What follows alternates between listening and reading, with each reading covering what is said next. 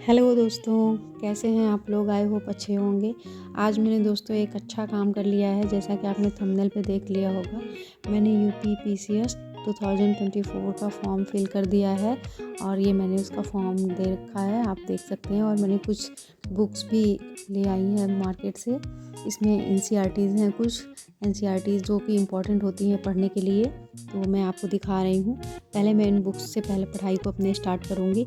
हालांकि 2024 में मेरा क्लियर हो जाए ऐसा मैं कुछ कह नहीं सकती, क्योंकि उसके लिए मेरी प्रिपरेशन बिल्कुल भी ज़ीरो है। तो मैं स्टार्ट कर रही हूँ अभी तो प्रिपरेशन। लेकिन हाँ, मुझे एक आइडिया हो जाएगा कि क्वेश्चन पेपर कैसा आता है और कैसे अटेम्प्ट करते हैं। और कुछ बहुत सारी चीज़ें आप अगर पेपर कर लेते हैं तो जानकारी हो जाती है हमें कि कैसे क्वेश्चंस आते हैं क्वेश्चन का। मेरे पास ज़्यादा टाइम नहीं है, इसलिए मैं ज़्यादा एनसीईआरटी की बुक्स नहीं पढ़ सकती हूँ। जो इम्पोर्टेंट बुक्स हैं उन्हें ही पढ़ूँगी और मैंने स्टार्ट भी कर दिया है। A few moments later. अभी मैंने इकोनॉमिक्स से स्टार्ट किया है। 11th क्लास की इकोनॉमिक की बुक है जो मैं रीड कर रही हूँ।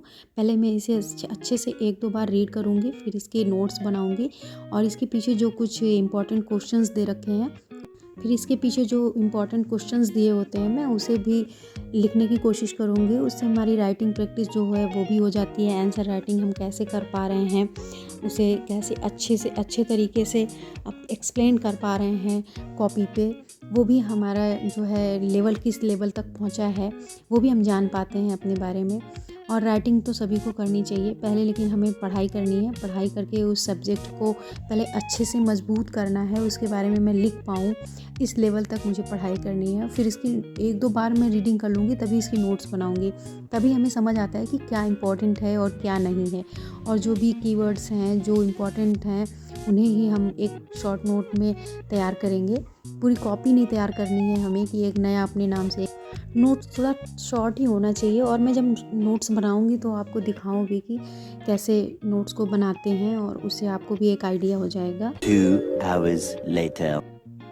अब मैं ज्योग्राफी की बुक को लेकर बैठ गई हूँ पढ़ने के लिए, क्योंकि एक बुक को एक साथ ज़्यादा देर तक हम पढ़ते रहते हैं तो बोर से हो जाते हैं, फिर मन भी नहीं लगता है।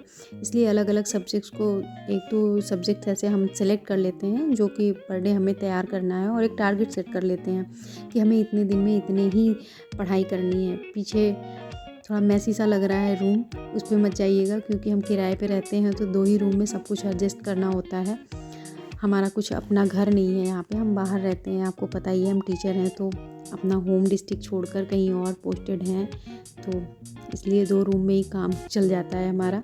अब देखिए, हम अपनी पढ़ाई के बाद, मेरा बच्चा अभी छोटा है तो उस पर भी ध्यान देना पड़ता है। और बच्चों को अगर आप 1 घंटे घर में लेके बैठ जाएं तो उनके स्कूल का होमवर्क है और वो कुछ एक्स्ट्रा भी पढ़ लेते हैं। नहीं तो होमवर्क तो कर लेते हैं बच्चे, लेकिन एक्स्ट्रा कुछ पढ़ नहीं पाते, और उन्हें ध्यान बिना दिए भी छोटे बच्चों को तो पढ़ाना पड़ता ही है। मैंने अपने बिजी शेड्यूल में से 1 घंटे उसके लिए फ़िक्स कर रखे हैं, तो उसकी थोड़ी सी पढ़ाई भी हो जाती है और थोड़ा सा ध्यान भी दे पाती हूँ उस पर, किस लेवल पे पहुँचा है वो। बच्चे थोड़ा सा माँ से ज़्यादा अटैच होते हैं तो कंफर्टेबल भी रहते हैं। नई ऊर्जा, नए उत्साह के साथ मिलते हैं नेक्स्ट वीडियो में। Bye bye.